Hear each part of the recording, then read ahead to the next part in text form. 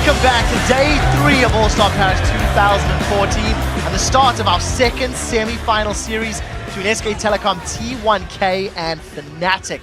That crowd is crazy and they're looking forward to this series.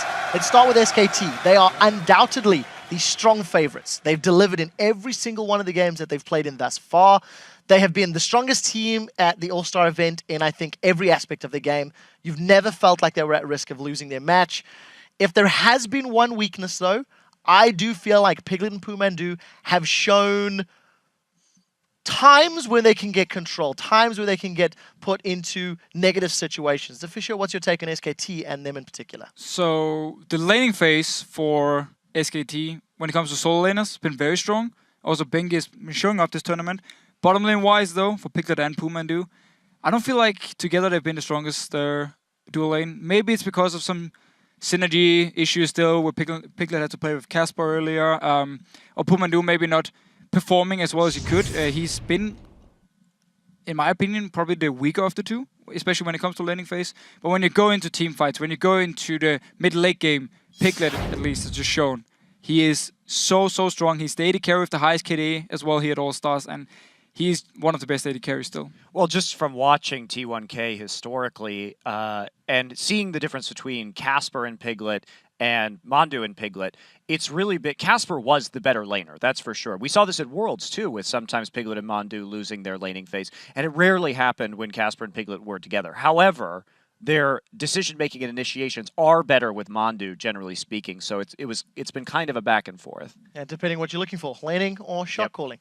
On the other side of the rift, Fnatic, they have been a polar opposite to SKT in this invitational. And even though they've had moments of brilliance, that's all they've been, is moments. The problems have been compounded by mistakes in every single game that they've played, ranging from individual misplays to poor strategic decisions.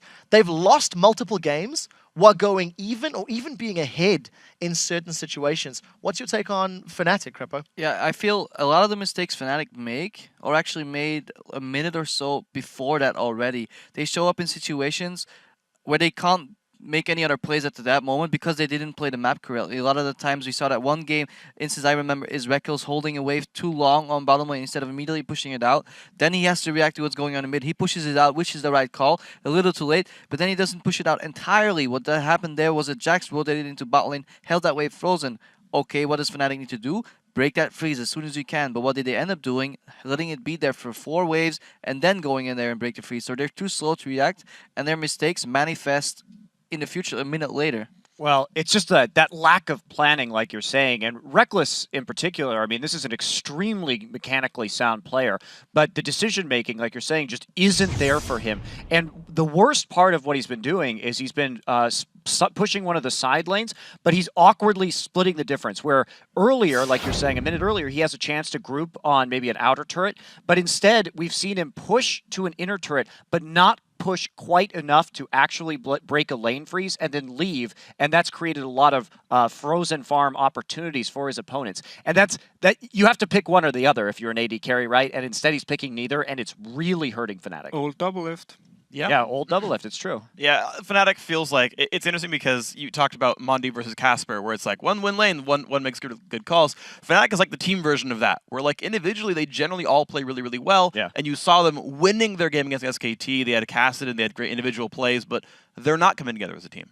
So while I agree with them, the pre-planning is not there, they also seem to then be surprised when something good happens, and then they just over-chase or be over-aggressive. Like, we see it time and time again. They pick up a few kills, start chasing, and everything gets turned around. And they even sometimes go 2 against 4 people just because they get a bit greedy for more kills. If they do that against SKT, if they give them anything here, it's going to be so hard for them to win. Well, the players are set up on stage. They're in the lobby. We should be getting underway with the series shortly, but it is time when we ask the analysts to look approximately 33.49 minutes, 33.49 minutes into the future, which is the average game length of the game share at the Invitational. Just a rough guess, give or take.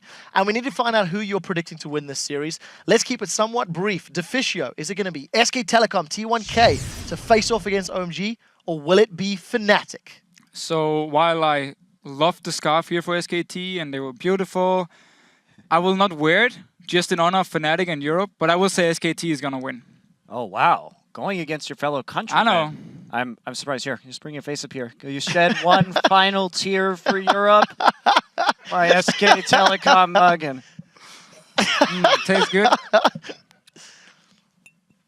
T1K, let's go. Crepo? Yeah, okay.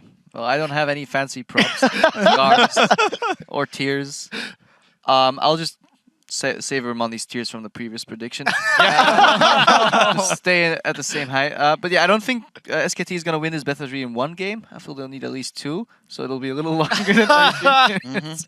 But yeah, SKT T1K. Yeah, for me, Monty, I think your sense of predictions are better than sense of geography, being that there's no Danes on Fnatic.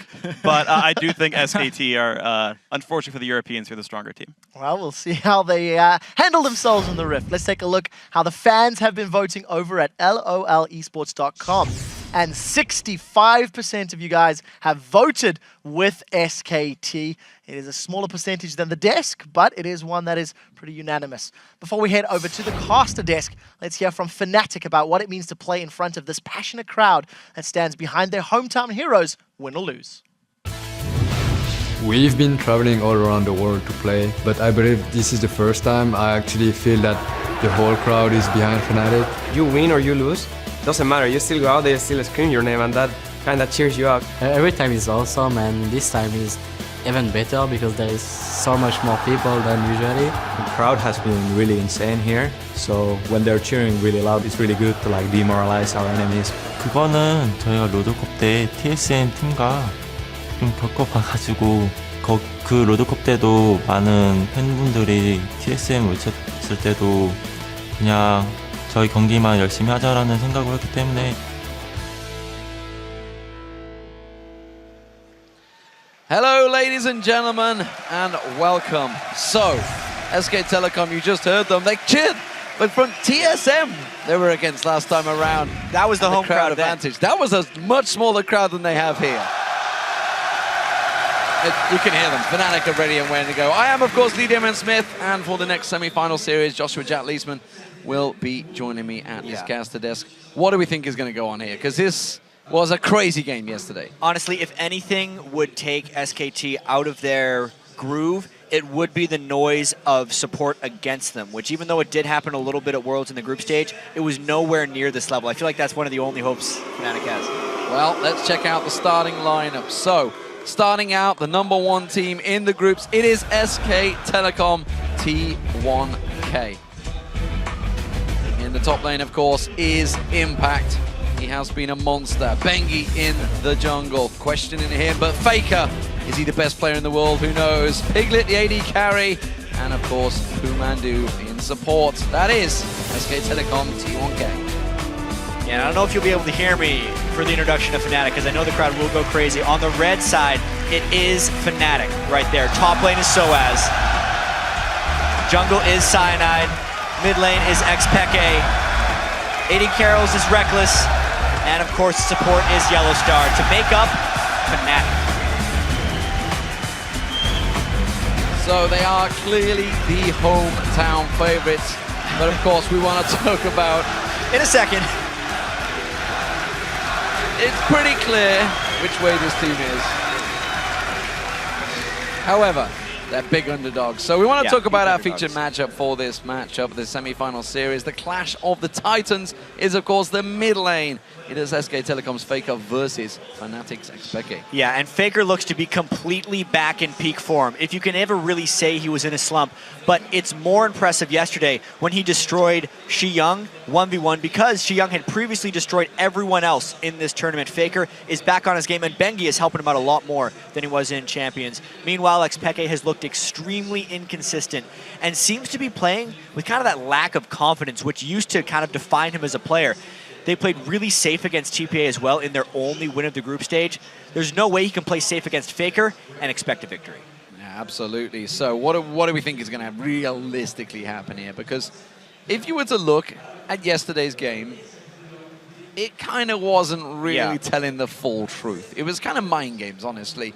Or more a fan service, I think you could say, from SK Telecom. Yeah, absolutely. Because in that game, it was SKT trying to pick all their skins. I feel like that's why they let Kassadin through, which was Peke's big bread and butter champion, and they still weren't able to win. which is a real tricky thing for Fnatic. Close. Yeah, they did come close. Very, very close. But of course, SK Telecom, don't expect them to be running all of their skins this time around. I think we're going to see some very different champions. Of course, they pulled out the Zed in the mid lane with Faker's known champion, but we'll find out which way they will go. Here we go, ladies and gentlemen. This is the second semi-finals. We saw OMG from China already making it into the final. Who will join them? We'll find out over the next best of 3. So SK Telecom starting off the bans, and they will be coming in. Jack's being taken away. We just saw him being played in game 1 for Cloud9. Not going to sneak through this time around, and that immediately stops those skins dead in the tracks. Yeah, and the Twisted Fate ban for Fnatic is a little bit surprising. Faker did have a good Twisted Fate game at the very start of this group stage, and if that signals anything to me, it's that Fnatic is going to be going with a either heavy poke strategy or a split push strategy, as they always do, obviously. But Twisted Fate is best against both those things. Well, you can see the final bans coming through. There's already a Twitch locked in. Leona already taken away. Kassadin taken away. Quick fire picks and bans. LeBlanc was the final choice, of course. Faker not going to be able to play that one. But you already see a Lulu and a Kha'Zix on the board as well. And this is kind of what we ended up seeing in the Cloud9 OMG pick and ban, where Twitch was left open, but now it's going to be all about whether SKT builds a team comp around Twitch, because when Sneaky got caught on Twitch in game 1, he had no one to really guard him, and it was very much an unprotected team comp, which is why with that Lulu pick right away from Fnatic, it will give kind of take away protection from SKT, because they won't be able to have that mid lane Lulu if they wanted it. Yeah, and of course Synode on the Kha'Zix. It's kind of his #1 champion right now. It's the champion that he has been running for Fnatic probably, I would say, like 80-90% of the time over the last probably 20 games. It fits right in with their play style, and he's also been able to pick up a lot of early kills on Kha'Zix, which honestly would be better served as assists, because Synode has never been one to really hard carry the games, but it's still an incredibly confident and strong champion for him. I feel like Fnatic's going to go something like Nidalee here. Is Lucian still up as well? Yeah, they could go full poke comp, kind of like the one that they won the European LCS with. Speaking of comfortable champions, Bengi has got Lee Sin. He has his own skin for it. Why not? He earned it. Faker, of course, already locked in that Shyvana for Impact in the top lane, who has been a monster throughout this tournament. Yeah, the things with Impact, it's not necessarily that he's been destroying everyone. Well, that's exactly it. He is destroying the enemy top laner. I didn't mean to say it's not like he's going off. He's keeping the other people down, more so than I've really seen from him in his career. Yeah, he is a beast. Reckless. Well, he had incredible stats in the opening Super Week in the European LCS on Jinx. Will he stick with it, or will he stick with the tried and tested Lucian, who has become his most popular champion over the last few weeks, along with Yellowstar? Fnatic at the moment are actually getting a lot of picks they really like. They're looking a lot like a Cloud9 team composition before the final pick, because that's really when it's going to sell it. Peke's not one to play Lulu often. And Soaz has played a lot of Trundle, you know. It's a bold. I just have to mention this Yasuo, because it's almost like SKT is predicting an Italy pick. So, Fnatic had some serious problems against Yasuo. Invictus Gaming ran it at Katowice. They could not deal with the crazy aggression that came out. We've not really seen it in Europe. Some strong Yasuo players. So Kautar's the only one really that plays it. We'll see how Faker runs this. The thing is, with Fnatic, they've played so much Nidalee, and that's what teams pick Yasuo into normally. But this is the Kayle pick. Here's the thing. Right when Yasuo released, he does not block the auto attacks from Kayle. He blocks all the other ranged champions' auto attacks, but not Kayle, because it is not a projectile, so it will go through the wind wall. Even though Kale's been nerfed down, that is a great pick against Yasuo. But this also answers the question. Soaz and Shy were having this discussion. Who's the best top lane? Lulu, Shyvana, Lulu, Shyvana, Lulu, Shyvana. We're going to see them together. Whether they're actually going to face each other at any point is a matter we'll have to find out in the game. But Fnatic honestly have got a team comp that they enjoy, and I feel SK Telecom have as well. Yes, I absolutely agree. The Zyra from Pumandu is a little bit of a throwback. Yes, he did play it again in the group stage, but that was mainly to use the skin. This is serious. There's no way that SKT is going to be taking this match lightly or as a fan service. Absolutely. They're taking this to win. This is all about representing Korea. You heard it there. They was talking about how they are basically coming to this tournament, not only representing SK Telecom T1, they're representing the whole of South Korea, and they absolutely want to win. So, the match is about to get underway. we're going to head over to Twitter and tell us which mid laner's play style generates more big plays. Pretty sure you know which way this one's going to go. Hashtag Faker or hashtag Peke. Don't forget, Peke has some of those big, crazy backdoor moments. Send your tweets to @LOL Esports, and this could be a crazy game. It's going to be all about whether Peke can play with a lot of confidence against Faker, or whether he's giving him a little bit too much respect. Even though Fnatic is an absolutely monstrous underdog, no one would be surprised if they lost this game. But if we think back to the group stage, even though Fnatic did go 1-3, every single one of their games were winnable at some point. Yeah, absolutely. I mean, the Baron, that was the difference. Cyanide stepped out of line just a little bit. He went to clear the ward instead of staying back to clear that Baron. Could have turned the game, could have turned the competition on its head, but it wasn't to be. We'll see if it is this time, ladies and gentlemen. The semifinals is getting underway. SK Telecom as the blue team up against, well, you can hear it, it's Fnatic as the red team. Right off the bat, I have to wonder if we're going to see standard lanes or if we're going to see a very roam-focused game. It's actually kind of funny. When Fnatic plays to their European LCS championship level, they're pretty low-kill games. They do not like to engage the other team. They like to just run all around them, never have true fights. And this is a very much their type of team comp. No real tank. They have a lot of support for Cyanide, but he's actually free to build damage. It is a very difficult strategy to pull off, which is why you actually see them in position to win a lot of games, but then they just make some type of misplay and end up losing. I think Soaz is going to try and bait Impact a little bit closer. You can see Yellow Star hanging in that bush. Not going to happen, no, not falling for it. They're happy to just go in, get that deep ward placement. They have actually warded out not that deep. No. In all essence, they are just going to go straight for the full invade. So this is actually a reverse, though, because they're in the blue jungle. Cyanide is going to have to solo this blue. It's going to be a tricky one for him. You can see him down that bottom lane, but it would be an even trade if they can make it count. Yeah, I really wonder if Cyanide would have the gall to go into that jungle pretty much blind. He doesn't know where anyone could be, and that's actually what teams with Zyra generally do early game, is wait for someone to invade, because it allows someone to walk into the grasping roots if they decide to check. I think Cyanide is just playing defense and is going to be looking for a standard jungle start. He actually is a little bit late to his buff, and a late invade from Fnatic. Late invade comes in, Dark Binding lands on Impact. They didn't actually notice it because it was in there, but Beng is forced to flash away. Impact caught out with the Glitterlance. Is there enough damage coming through? I'm not too sure. One more Glitterlance will come through, but they're going to force them away from the blue. Even so, this is absolutely huge. There's actually another contestant going on the other side. Fnatic steals one blue and secures the other. Wow, great start by Fnatic straight away. It does mean, of course, we're going to have some lane swaps coming in as expected. Peke and Faker in this mid line. This one will be an interesting one, because if they do go with the 4-0, if they do go with some sort of stacking system, Faker versus Peke, it's going to be all or nothing between the two, because Faker's going to have the confidence to know there's no jungler coming towards him. Yeah. He can just go all on Peke. And also, there's not going to be too many ganks coming in that early because of all the time that got spent during the jungle invades. But this is very heavy counter jungling going on for Fnatic. SKT actually took 2 Cloud9 buffs at the start of the game, going 3 for 1. And this is Fnatic giving SKT a taste of their own medicine, actually. Well, Soaz hasn't backed away. He has got that blue buff, remember. He's going to put damage back down on Impact. He wants to keep Impact around as long as possible, because the longer Impact stays, the better Soaz is. It means he's going to try and keep him low on levels. Reckless is freezing the lane. He's not really, well, it's not freezing it, it's just not going to push heavily. He's not fast pushing in towards there, which actually SK Telecom are doing down the bottom, I feel.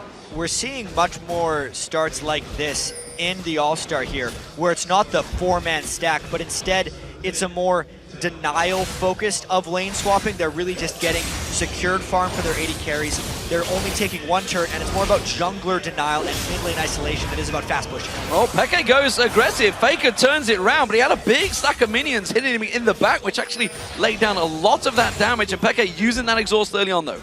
That could actually be pretty big. He's going to need that exhaust if anything comes at him, especially a Bengi jungle gank.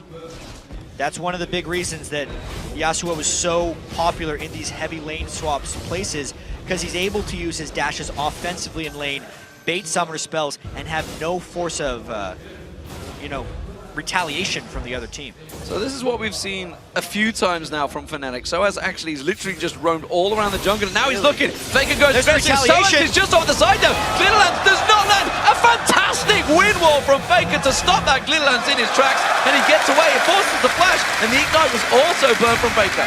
That was very timely roam from Soaz. He has just been a jungler slash ganking Lulu right now. Not exactly what you're used to. He's behind on farm. If Soaz doesn't make something happen, more so other than burning a flash, that will cost Fnatic in the long run. But for now, it gives Peke breathing room in mid.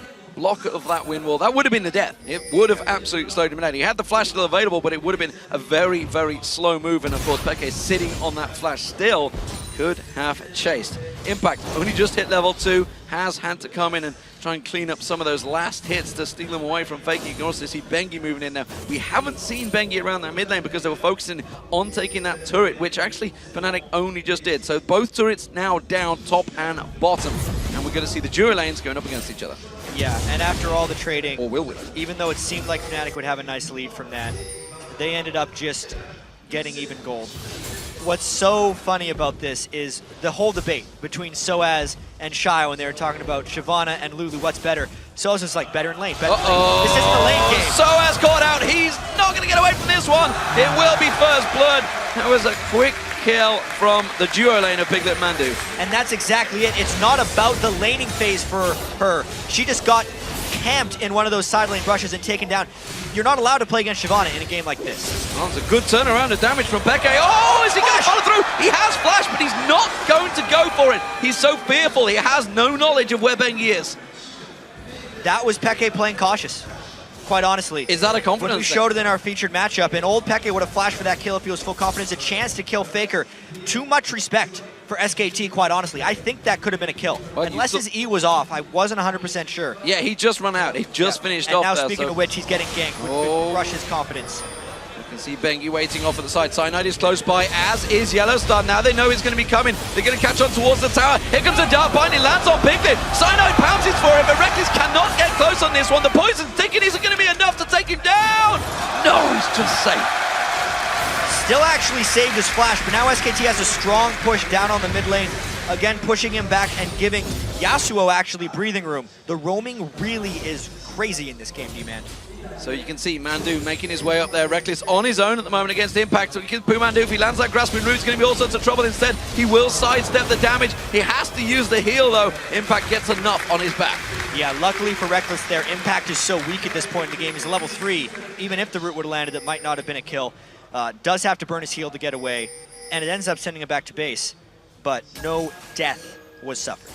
So Piglet's been having to run amok a little bit down that bottom lane. Got that kill on Soaz, trying to start one on Peke. Peke, who himself did not back, by the way, with that engage. Still got himself that double Doran's ring, though. It's going to have to try and get a little bit more hit points or something to prevent Faker from jumping on him. That Vampiric Scepter now built up. And SK Telecom, they're roaming, they go for blue. So many roams and invades in this game. They have sight of it because of that Q. He jumps in. It's a smite war. It's the Cyanide's going to get it down. Bengi's going to use the safeguard on Mandu. Will get himself away cleanly, but it forces the blue away from Peke. That's one thing Cyanide will always be able to do, is land those smites in clutch situations. But once again, it's all about the roaming. A teleport Lulu in the top lane, they're trying to catch. Soaz comes in on towards him, gets the Glitterlance down. The Pixie's on him as well. Has he got much more damage? He forces the flash. That'll do. Whoa. If only they would have known that binding would land. Nice shot for no reward. And a big push down middle lane. These rotations are faster than I've seen in quite some time. Piglet comes out the side, has got level 6, rat-a-tat-tat running, but Peke luckily just hit 6, so he can use that vulnerability to save the day, and actually saves the turret briefly. Fnatic is desperately trying to keep up with where SKT is going right now. How many different lanes has Mandu seemingly arrived in the past 5 minutes? He has just been everywhere, and he's not even behind in experience on top of it. Triple Doran's ring being picked up by Soaz. That just shows you they are trying to keep in this game against SK Telecom, despite the fact that you could look at the gold. It's actually fairly in between them. Cyanide caught out by the grasping root. Dark Shield was used. Mandu taking a big burst of damage. And again, the wind wall comes out to stop the culling. That wind wall is going to be extremely key if we get into some of these clutch siege situations. Whenever Fnatic tries to turn, it will be the spell that throws up to help them escape. Then they can rely on the Zyra slower form escape. Crowd controls right there And now an invade coming from Fnatic because they just pushed SKT off mid. And you know, just before all of those lane changes, everything was happening, it was very even between Reckless and Piglet. Now look at it, 72 to 60. Oh, Cyanide pounces, forces a flash away. Meanwhile, back in the mid lane, Peke again getting taken low. Piglet flashes for it, the poison's ticking. I'm not sure it's going to be enough. It may be on Yellowstar. No, he gets away as well. Fnatic by the skin of their teeth. Cyanide and Soaz yet to be safe though. Going. Faker and Impact chasing on towards them. They will back away. The Glitter Lance doing work. Very little summoner spell discipline, so to speak, in this game. People blowing flashes very freely. Look at that. SKT has one flash available on their entire team, whereas Fnatic is actually only down 2, and those just got burned. If we're going to continue to see all these movements and people getting caught out, those flash cooldowns are incredibly critical to keep in mind, as the gold is only 500 away. And the difference you can see between those two top lanes was Soaz had got himself a fairly decent CS advantage. That's going to dwindle away, but because he invested 3 Doran's rings, that's effectively going into nothing, whereas Impact, of course, with the Negatron Cloak, don't matter whether he's behind in gold, he's actually ahead in items. And Soaz is really still playing to lane, even though there isn't really a laning phase. This game will hopefully approach some pretty decent team fights, and with the triple Dorans, if they could force a dragon right now, it would be very beneficial. Yeah, Bengi, as you just saw, next to no health. He can't get involved in this one. He's going to go back. He's just got himself that red buff. This will be a dragon for Fnatic. I gotta say, D-Man, it's probably the fastest paced 1-kill game in 11 minutes that I've seen all year. These guys have been moving around so much and just avoiding kills. That evens out the goal. And it's just one kill, one turret. It's not even like turrets falling left, right, and center. They're just the 2 turrets they took at the opening plays. Fnatic moving into position. They want to try and corner the rat. This is the first big move that Fnatic has kind of made on their own accord. It's not a reaction to SKT. We have to see if they can get something on Piglet. He's really safe behind that minion line, though. Unless he roams just out. Yellowstar wants him to, or they might just go before the minions. Can even get a binding down. Pumandu's going to join him back on there. Cyanide's going for it. Stealth up, goes in, gets the damage down on towards him. Piglet's actually taking the path, which is going to put him in danger. They pounce on towards him. They can't see where he's going to go. Mandu's going to be the focus target instead. They're going to switch around towards him. The exhaust goes down. They should have enough damage. Teleport coming in. They don't know. Yellowstar's in trouble. He has to try and get out of it. Teleport was cancelled, but Cyanide's caught out. Bengi's going to come around. He's going to surely get the kill. Knocks him away. Faker manages to follow through with his ult. He takes him down. While Piglet took down Yellowstar. Reckless is in all sorts of trouble. Now you can see the wind wall going down. Intervention comes out from Peke. Peke can't do anything. This is in danger of falling to a 4-for-1 situation, and it is. SK Telecom turns the game on its head. A triple kill for Piglet. Everything going in the way of SKT in that bottom lane fight, but what about the top one? Soaz needs to close this down. Trying to chase on towards him, but he has that burnout running. He has the Dragon Descent. He should be safe for now. To get back to that other fight, 4 kills going to Piglet is disaster. As far as Fnatic is concerned, he is the stealth bomber, so to speak, when he gets his build going with the Blade of the Ruin King. Let's take another look at this one, though, how he barely escapes this. This is why Fnatic wanted to wait for the binding, because going without the binding means Piglet could walk away and get that off. But we don't have time for replays. This game is too fast. So Ash tries to turn it around. He tries to take something out of nothing here. The Ignite running, though, is not going to save his life, and Impact gets himself in there. Pumandu actually picked up the kill, though. Another step behind for Fnatic, and that makes it 6-1 at this point. You know, one thing always said in traditional sports is the best way to beat a home opponent is to silence the crowd early, and listen right now, this is a much quieter crowd. We're only 12, 13 minutes into this game. It's already 6-1 to SK Telecom. They have started out so well. This could be dangerous situation for Fnatic in this best of 3. I mean, this is really what everyone on Fnatic, and probably everyone here, feared, is that SKT would come out so quickly and stop Fnatic before they even had their chance to win. In all 4 of Fnatic's games in the group stage, as we mentioned, they had a chance to win the game at some point. They were up on OMG. They were even with Cloud9 for almost all of it.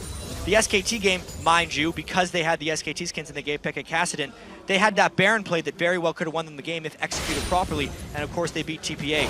They haven't had an opportunity in this game because SKT has been so fast, roamed around so well, and really just beaten Fnatic to almost every punch. You know, focusing on how much they've invested in those Doran's rings. The Doran's items have obviously never progressed into anything. SK Telecom never went down that path. They only ever had 1 Doran's blade a piece, and they've all continued to invest in items. Now that they're ahead in the game, that is giving them an even bigger advantage than that 2,000 gold shows. Yeah, you're absolutely right. With the early game Doran choices not really panning out early for Fnatic. The ganks don't stop either. There's a Lee Sin on the hunt. Oh, Bengi's going to come into the side, as you say. Impact is already on him. Soaz has to use that wild growth, but is it going to be enough? Glitzerlance lands on Bengi. Dodges out of the Sonic Wave. It may just be enough because the Impact, his Dragon Descent's going to run out in a moment. He's safe to the turret. He should be able to get away, but Peke's in trouble. Faker comes around. Windwall actually used to stop him, slowing him down. Uses the intervention. Cyanide comes around the side, but it was a quick and easy kill for Piglet. 5-0 Rat. Fed Twitch right there, and even with the intervention, you just can't get away fast enough. He's just going to keep shooting you. If you get a bit out of range, he pops his ultimate, continues to shoot you. This SKT team came to play today. And with everybody basically melee damage, AD damage, those turrets will go down so much faster this early on. 15 minutes into the game, that mid turret already down. Yeah, normally a team without Twitch doesn't have good sieging power. It's fine if you kill everybody first, then you can take down a turret just fine. That's for sure. Soaz now in trouble. 3-man gank team coming towards him. Make that a 4 because they backed off at the side. Grasping Root does not land. He's dodging just about everything he can. He's going to try and turn this on towards Bengi. Can he get the kill? Not in time. And that's another kill for Piglet. As far as kill distribution goes, this could honestly not be any better for SKT. Not only are they up 4,000 gold, but it's the Twitch that they need when he comes out of stealth at this point, because everyone on Fnatic is also very far behind. They're just straight up dead. I wonder if Peke is going to try and create something here. Cyanide's just off at the side. Fumandu's going to be the focus target. A squishy support is exactly what you need to try and get yourself back in there. They're going to try and double it up there. You can see Stranglethorns going down. Cyanide will take that kill because, well, simply put, Peke doesn't have much damage yet. Kayle takes a really long time to scale up. It's pretty good in the laning phase if it's isolated and lasts a long time, which it just simply hasn't in this game. Fnatic has got no room to breathe. Being next to the no laning phase, that's the big issue. And you know, we talked about it at the World Finals. Oh my word, doesn't need any help on this ult. He goes in himself 2v1 and he may well get the kill. Soaz is going to go down. Reckless doesn't want to get involved. Dark Binding does not land, and Faker gets himself for Soaz. Yeah, Faker is also in a scary place right now. Static Shift Berserker Greaves completed and farming up a storm. I really feel like this game is very quickly getting out of hand, and the thing that actually surprises me the most about this is in the group stage, the one lane of SKT that wasn't really performing was Piglet and Mondu. Faker was doing fantastic. Impact was shutting down enemy top laners, and Bengi had looked better than he had in a while. But it was actually the Twitch that did. We're taking another look at this one just to see getting the knock-up into double knock-up by Faker there to put both people in an unsafe position and then immediately going to the guy who didn't get the shield was a smart choice by Faker right there. And you got to think back to when Peke could have pulled the trigger early on in this game. These confidence issues, how much they may well lead into the situation. And you know, looking at OMG's match against SK Telecom, they were not showing that respect to SK Telecom. They were not scared. And you only need to listen to all of the interviews. Everybody, you know, basically giving so much praise to SK Telecom. Yes, they were a fantastic team. At the moment, they were technically in a slump, and you should, as a pro player, go into these teams confident in your own abilities and not be fearful of what you're up against. You really have to just play as if you are the best. You always see a lot of times in sports, the really arrogant players are often the best ones, because even if they're outclassed, they don't feel like they're outclassed.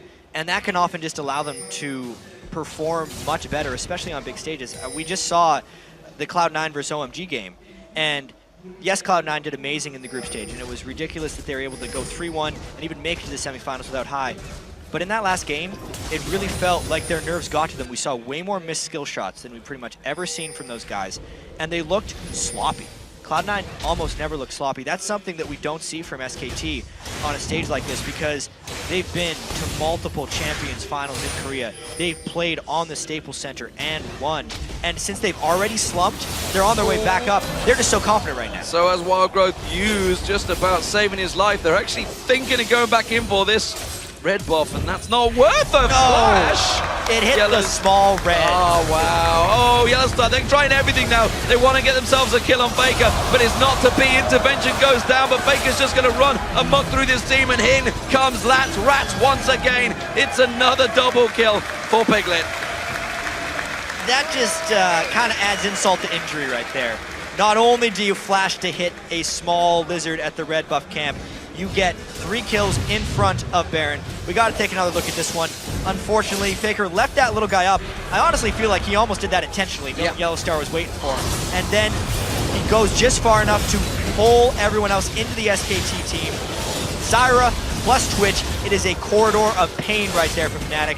After that fight, the Baron went down as well. SKT absolutely dominant. Yeah, game over, I feel, in this first matchup. 2-0-6 Faker, 8-0-1 Piglet. It is really a show of force, I think it's what you'd say in America, is how you tend to go into these situations, and SK Telecom are really showing how strong they are. We talked about how they'd come into this matchup, super serious, and I think it's showing right now. This is a dominant performance by the world champions. Yeah, they always show up to these global events on a mission, and it's a very difficult situation for Fnatic to be in, obviously. Playing in front of their home crowd, even though it does support them, is a lot of pressure for these guys. And even though Fnatic, we were talking about this earlier, even though Fnatic won the spring split of the LCS, it was one of their least convincing LCS victories that we've seen, because they had such a substantial slump in the middle of the season, and even though Fnatic did come together in the finals,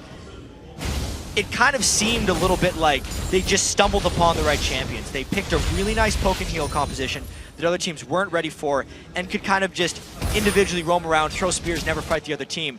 That worked for a little bit, but it's definitely not working against SKT or the other teams on the world stage. And it's a worrying sign that is developing, honestly, for the European scene, as well as maybe in the North American scene. Right now, though, the European scene definitely seems to be in a little bit of a slump, with nobody really making clear goals, nobody making clear strides in that league, and the fact that Fnatic are 3 times split champions. Piglet almost caught out. That would have been a handsome trophy maybe for Cyanide if he could have collected it, but an 8-0-1 Twitch absolutely will be worth the gold. And he's doing that Ghostblade Bladed Rune King build that we saw in the previous set from OMG. This is what Twitches often do when they get really far ahead, because even though it's not the most spectacular late game scaling build, it really guarantees that any solo person from the other team, oh, real unlucky not getting that one down, any solo person from the other team is starved of farm, or they're just doing it completely unsafely.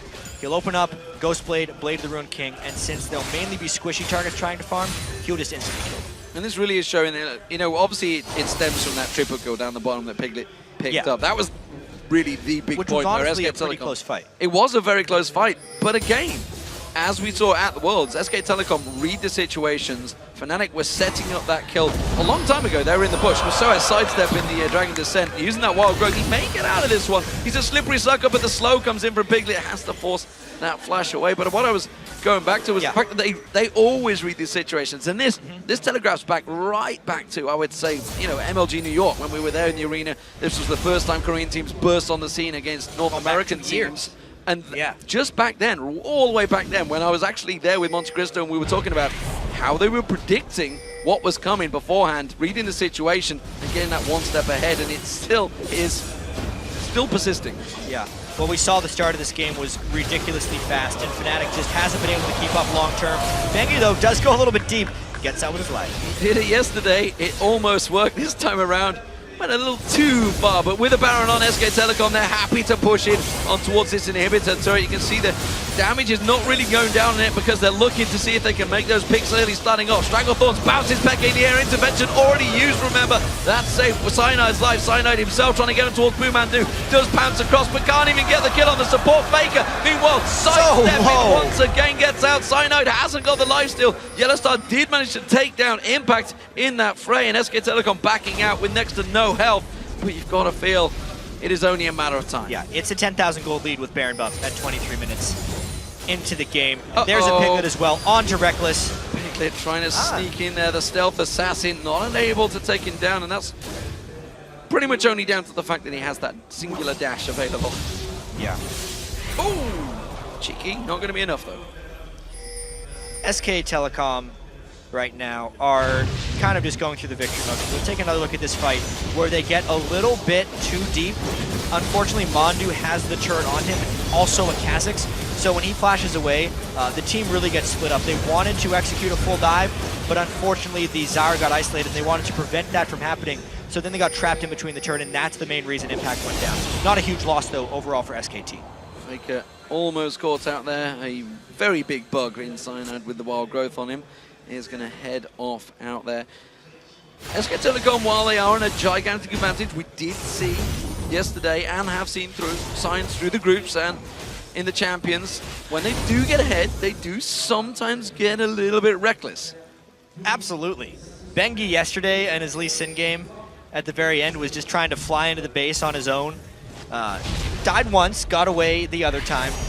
And I really feel like SKT is just going to play with a lot of freedom right now, more so than anything else. Yes, they may make a few mistakes and give up a few kills, but they have the ability to.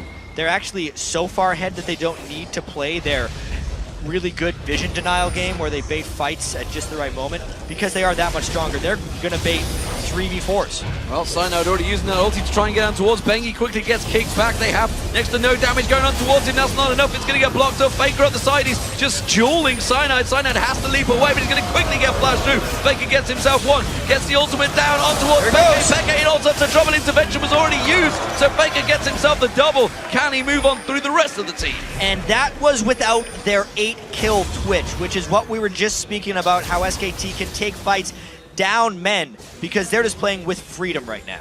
They're just pushing straight through that mid lane. They've got the minion line. The rest of Fnatic out of position. Yellowstar's the only one close by, and he can't get involved in this fight. That's going to be the inhibitor to it. The inhibitor will follow. I don't believe Fnatic can defend it. And what's a game like this going to do to Fnatic's confidence when they were already low on confidence, D-Man? Because they actually played the very first start of this game pretty well, but have since just gotten obliterated and taken out at every part of the map. In comes Piglet. Pumandu actually swinging the kill away. Might as Don't think well. they're going to be too worried about that. 8-0-3 on Piglet right now. 2-2-12 for Pumandu. And we also heard about, Faker's found himself another bunch of kills. There's That's a party, though. Ultimate, look at that. Peke is in all sorts of trouble. Intervention was used. They finally get Faker down, but it took 3 of them. There was 4 of them, actually. He killed 2. A 1v4, and then Piglet tries to show up to the party. He's like, what, Faker, you didn't burn his ultimate? And he just takes inhibitor after. Yeah, not happy about that one. Still not sticking around for that inhibitor. Delaying the game, making sure the minions are with them. Not that they need them for an exposed inhibitor, but they will clear out the pink ward as well. SK Telecom, full control of this one. The Yasuo mechanics right here by Faker, dodging the first binding, going right past the black shield, and then just flying in past the guy with intervention to try and do as much as possible to Peke. Because the ultimate actually does damage on the way down, that's how he was able to finish off that kill with Yellowstar. I'll say he planned it. He seemed to. Yeah. I mean, it was Yellowstar. He originally started on, forced that intervention out of Peke, and then said, thanks, got himself a free target. Oftentimes, Yasuo is very exhaustible because his ultimate will do damage on the way down. So when people get knocked up by it, they throw an exhaust in, and then it stops them on the way down. They didn't have an exhaust up for that fight, so death.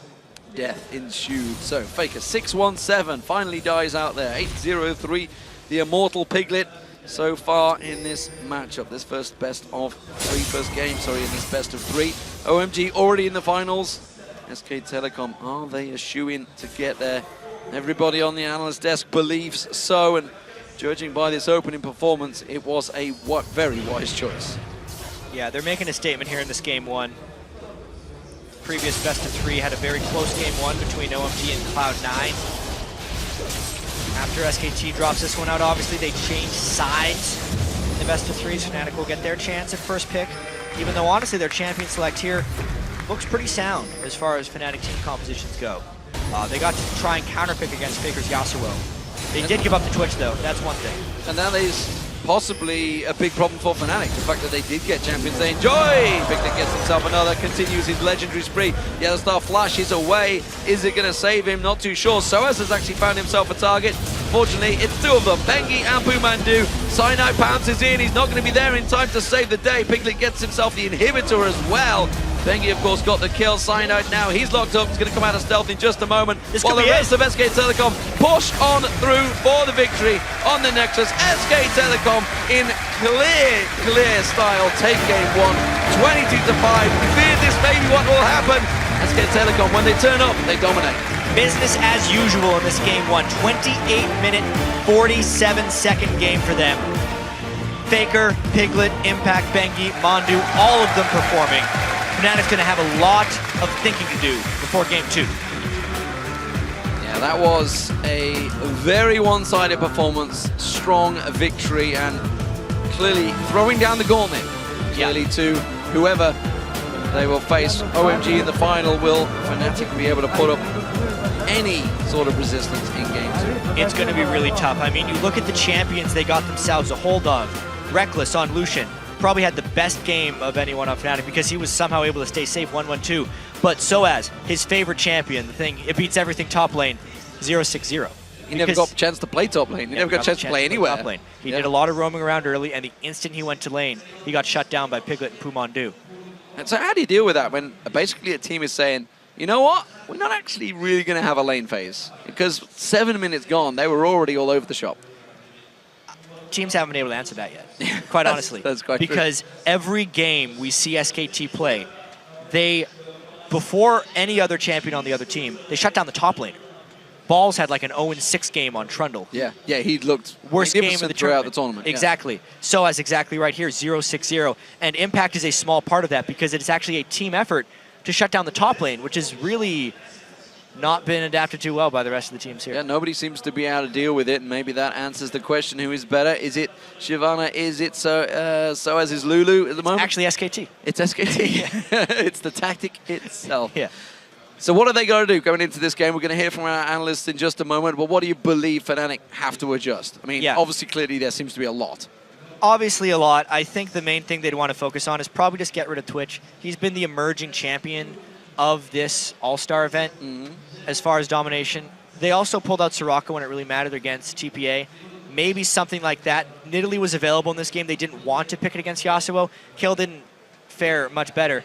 Maybe just Fnatic going back to the exact things that got them here in the European LCS Championship, because what they just did wasn't even close. No, it was not. We got Quickshot and the guys at the desk ready to try and break down that first win. Thank you very much, guys. And yeah, we got to break it down. SKT, T1K, Abs. I owe you an apology. I said you couldn't win a best of 3 in just one game, but I think SKT1 just did. That's strong words, and I can't argue against it. If we look at the bigger picture, SKT simply outclassed Fnatic. I think individually they were playing better. Strategically, they had some very good moves. I want to go to some of the earlier game starts. Deficio, you felt quite strongly about some of the slow-pushing minion waves and the decision that SKT took to manage those. So it's something SKT does really well, and it's one of the ways they kind of removed the whole laning phase part as well, because they will slow push, for instance, the bottom lane and rotate 4 members to mid lane. So they force Fnatic now to either come into mid lane and try and defend with 4 members, try and fight against SKT, or they force Fnatic to spread out in the lanes and give up a free tower. So it means they remove the laning phase and therefore just set up these picks as well, and they use the Twitch really well with this, because whenever he slow pushes bot lane, he then roams in stealth into mid lane, pops up, gets someone low, Expected for instance, he's back in base, they can take a tower, and it's kind of the opposite Fnatic normally does. We see Regis, we actually talked about it earlier, how he will push it pretty much all the way, build up a massive wave, push it all the way up to the tower, and then someone just comes and takes the wave from him, and it's too late for him to move. That's what SKT never does. See, I just want to give the perspective of a player about why SKT doing what they do is so good, because initially if you watched what Piglet was doing there, it would be seemingly randomly he would move from bottom to mid lane, and a newer team would be like, why is he losing this farm? This wave's pushing away from him. He's gonna lose all these minions for free. But then SKT is smarter than that, and they know, yes, I'm gonna lose the next few waves because these minions will slow push. But by that time, I will be already pressuring mid lane, and at the same time, that minion wave is gonna hit bottom tower. If by some miracle top is pressuring it, well, they have pressure all over the map, and it's literally, and that's what I mean. This is a play that starts a minute before. Fnatic probably only realizes it. Hey, we need to defend mid. 30 seconds later, and then their mind needs to switch. How do we deal with bot lane? And it's SKT is planning these pushes ahead of time, and that's why they're such a good team. Yeah, and I actually want to point out 2 things kind of related to that. Is one, actually, this is a tactic I also saw Royal Club do back at Season 3 Worlds, so this is something that, if these guys go to the final, something that OMG might be used to, but also you talk about the fact that they're pressuring something else. They're not just doing these like 4-man walk up to the minion wave siege situations. They're flanking around behind the turret with multiple people, so that either Peke is defending the turret and gets 4v1'd and dies, or he's got to go way the heck back, misses the entire wave of farm in the mid lane, and you miss a wave bottom, but they miss 2 waves mid, and you lose half the turret health. Like, that's just better. And not only that, but we've talked a lot about keeping the top laner down, which has been a really core strategy for many, many teams in Korea in these lane swap situations. And you really have to realize that when your tower goes down, if you don't break the freeze pop properly, there's going to be a slow building wave coming out of the tier 2 turret.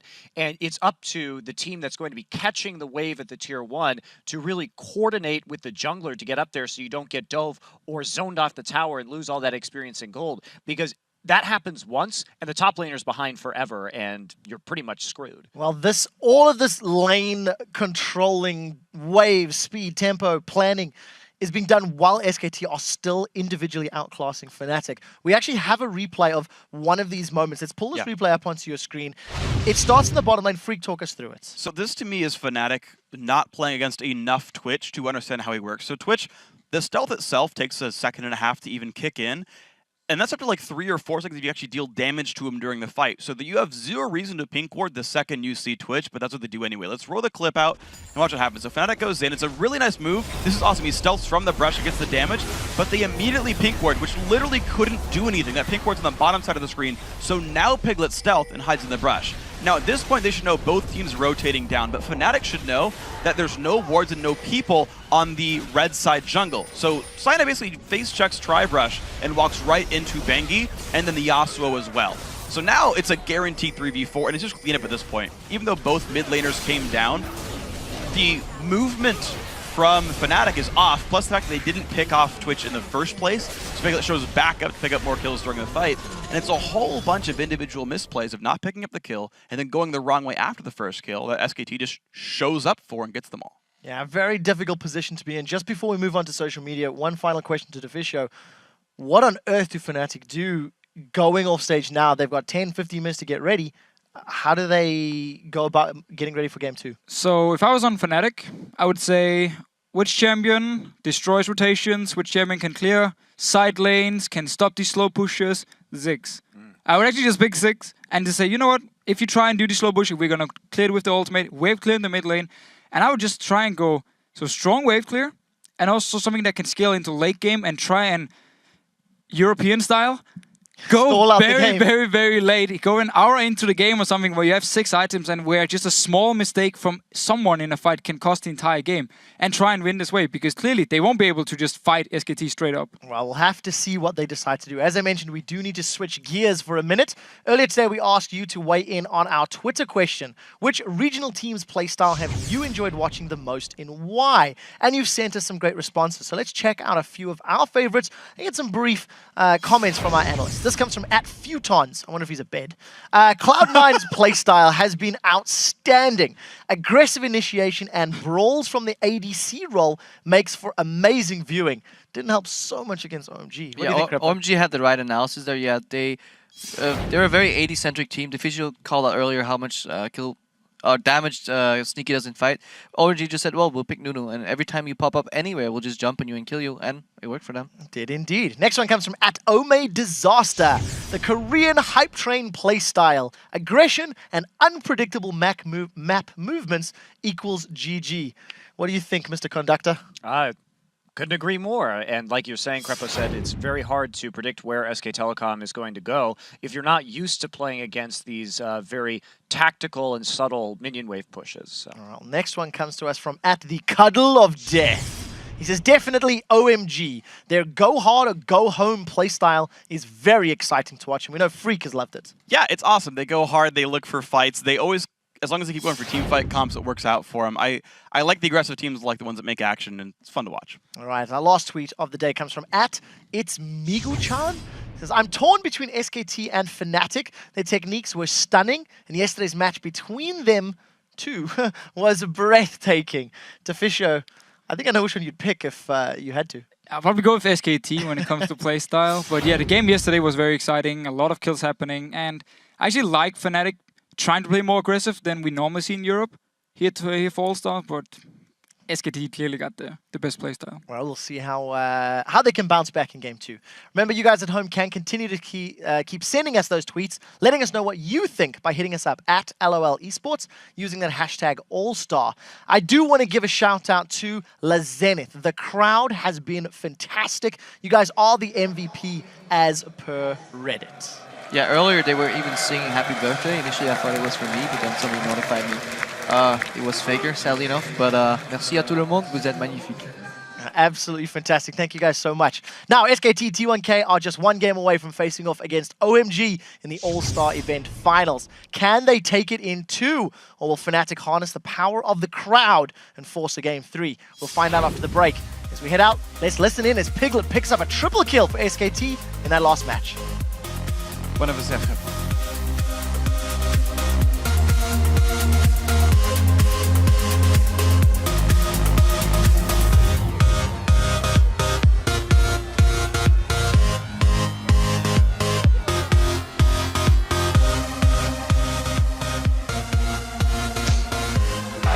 나 노플인데 이거. 살았어. 테드. 나 타야 돼 이거.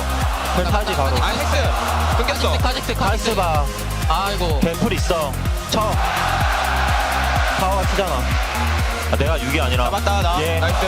힐 없어. 얘 힐 없어. 힐 없어. 케일 왔다. 천천히 하면 돼. 케일 노플. 천천히 하면 이겨. 케일 노플. 케일 노플. 네 잡았어. 케일 얘 노플. 나이스. 나이스. 다 잡았네. 나이스. 트리플 킬.